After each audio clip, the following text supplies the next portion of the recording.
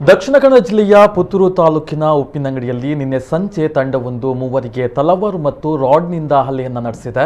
ಮೂವರು ಗಂಭೀರವಾಗಿ ಗಾಯಗೊಂಡಿದ್ದು ಉಪ್ಪಿನಂಗಡಿ ಠಾಣೆಯಲ್ಲಿ ಪ್ರಕರಣ ದಾಖಲಾಗಿದೆ. ಗಾಯಗೊಂಡವರನ್ನ ಮೋಹನ್ ದಾಸ್, ಅಶೋಕ, ಮಹೇಶ್ ಎಂದು ಗುರುತಿಸಲಾಗಿದೆ. ಮೋಹನ್ ದಾಸ್ ತನ್ನ ತಮ್ಮ ಅಶೋಕ್ ಅವರೊಂದಿಗೆ ಉಪ್ಪಿನಂಗಡಿ ಸುಬ್ರಹ್ಮಣ್ಯ ಕ್ರಾಸ್ ಎಂಬಲ್ಲಿ ಮೀನು ವ್ಯಾಪಾರವನ್ನ ಮಾಡ್ತಾ ಇದ್ರು. ಸುಮಾರು 7 ಗಂಟೆ ಸಮಯಕ್ಕೆ ಮೋಹನ್ ದಾಸ್ ಅವರ ಪರಿಚಯದವರಾದ ಮಹೇಶ್ ಅವರು ಮೋಹನ್ ದಾಸ್ ಅವರ ಅಂಗಡಿಯಲ್ಲಿ ಮೀನನ್ನ ಖರೀದಿ ಮಾಡ್ತಾ ಇದ್ರು.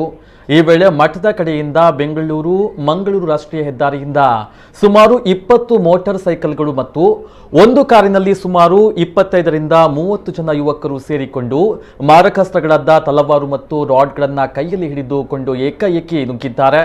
ಈ ವೇಳೆ ಅಂಗಡಿಯೊಳಗಿದ್ದಂತಹ ಮೋಹನ್ ದಾಸ್ ತಮ್ಮ ಅಶೋಕ್ ಮತ್ತು ಮೀನು ಖರೀದಿಸಲು ಬಂದಂತಹ ಮಹೇಶ್ ರವರಿಗೆ ಯದ್ವಾ ತದ್ವಾ ತಲವಾರು ಮತ್ತು ರಾಡ್ನಿಂದ ಕಡಿದಿದ್ದಾರೆ. ತದನಂತರ ಸ್ಥಳದಿಂದ ಪರಾರಿಯಾಗಿದ್ದಾರೆ. ಆರೋಪಿಗಳು ಬ್ಯಾರಿ ಭಾಷೆಯಲ್ಲಿ ನೌಶಾದ್, ರವೂಫ್, ಶಬೀರ್, ಅಶ್ರಫ್, ರಶೀದ್ ಎಂಬುದಾಗಿ ತಮ್ಮೊಳಗೆ ಹೆಸರುಗಳನ್ನು ಕರೀತಾ ಇದ್ರು ಎಂದು ದೂರಿನಲ್ಲಿ ಉಲ್ಲೇಖ ಮಾಡಿದ್ದಾರೆ. ಈ ಬಗ್ಗೆ ಉಪ್ಪಿನಂಗಡಿ ಠಾಣೆಯಲ್ಲಿ ಪ್ರಕರಣ ದಾಖಲಾಗಿದೆ.